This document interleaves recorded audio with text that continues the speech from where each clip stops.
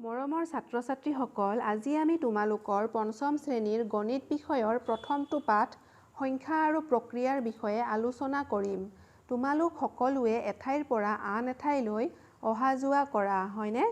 প্ৰতিদিনে তোমালোকে ঘৰৰ পৰা বিদ্যালয়লৈ অহা-যোৱা কৰা আৰু গৰম বন্ধ, বিহু, পূজা, ঈদ আদিত মামা, মাহী, ককা-আইতাৰ ঘৰলৈ ফুৰিবলৈ যোৱা। কিছুমান ঠাইত আমি খোজকাঢ়ি যাব পাৰোঁ আৰু কিছুমান ঠাইত আমি দূৰ বেছি হ'লে গাড়ীৰে যাব লগা হয়। ঠিক তেনেদৰেই নলবাৰীৰ এখন প্ৰাথমিক বিদ্যালয়ৰ 20 গৰাকী ছাত্ৰ-ছাত্ৰীয়ে বিদ্যালয়ৰ শিক্ষকৰ সৈতে শৈক্ষিক ভ্ৰমণৰ বাবে গুৱাহাটীলৈ যাবলৈ ওলাল। তেওঁলোকে গুৱাহাটীৰ বিভিন্ন স্থানলৈ ফুৰিবলৈ গ'ল। নলবাৰীৰ পৰা আঞ্চলিক বিজ্ঞান কেন্দ্ৰলৈ ৭৯ কিলোমিটাৰ, আঞ্চলিক বিজ্ঞান কেন্দ্ৰৰ পৰা শংকৰদেৱ কলাক্ষেত্ৰলৈ 4 কিলোমিটাৰ, শংকৰদেৱ কলাক্ষেত্ৰৰ পৰা চান্দমাৰীলৈ 9 কিলোমিটাৰ, চান্দমাৰীৰ পৰা তাৰকাগৃহলৈ 3 কিলোমিটাৰ, তাৰকাগৃহৰ পৰা নলবাৰীলৈ 70 কিলোমিটাৰ। এতিয়া নলবাৰীৰ পৰা গুৱাহাটীৰ শংকৰদেৱ কলাক্ষেত্ৰলৈ দূৰত্ব হ'ব 83 কিলোমিটাৰ। কলাক্ষেত্ৰৰ পৰা তাৰকাগৃহলৈ মুঠ দূৰত্ব হ'ব 12 কিলোমিটাৰ। চান্দমাৰীৰ পৰা তাৰকাগৃহ হৈ নলবাৰীলৈ মুঠ দূৰত্ব হ'ব 73 কিলোমিটাৰ। ভ্ৰমণৰ লগত জড়িত সমস্যাবোৰ আলোচনা কৰোঁ আহা। গাইপতি 200 টকাকৈ সংগ্ৰহ কৰিলে 20 জন ছাত্ৰ-ছাত্ৰীৰ পৰা সংগ্ৰহ কৰা মুঠ ধনৰ পৰিমাণ হ'ব 4000 টকা।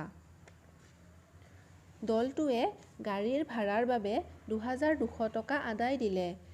তেন্তে তেওঁলোকৰ মুঠ সংগৃহীত ধনৰ কিমান টকা হাতত থাকিব? 1800 টকা।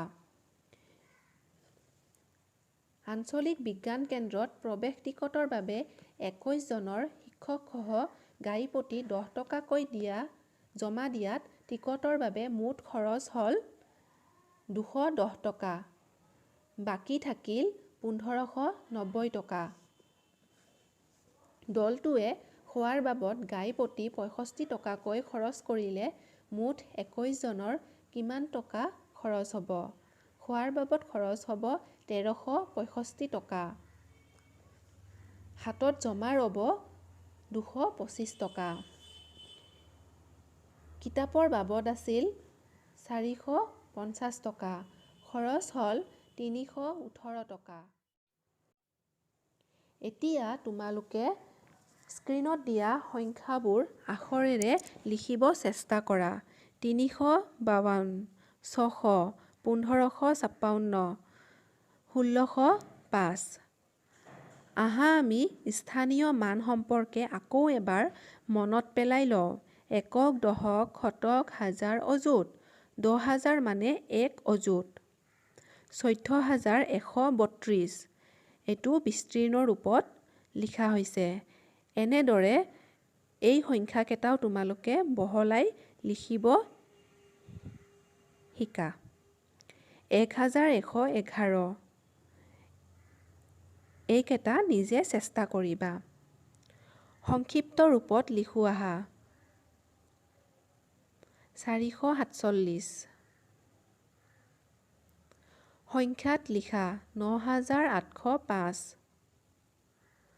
15709।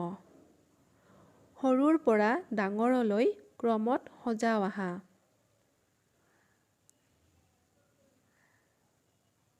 ডাঙৰৰ পৰা সৰুলৈ সজাও আহা।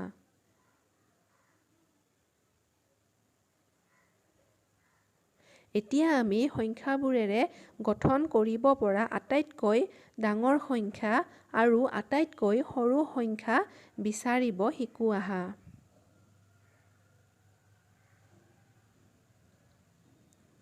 এতিয়া স্ক্ৰীনত দিয়া এই সংখ্যাসমূহৰ স্থানীয় মান লিখো আহা। খালী স্থানত এই চিনটো বহুৱাও আহা। যোগ আৰু বিয়োগ কৰোঁ আহা। আজিলৈ সামৰিছোঁ। তোমালোকে কিতাপত থকা অভ্যাসসমূহ ঘৰত কৰিবলৈ চেষ্টা কৰিবা।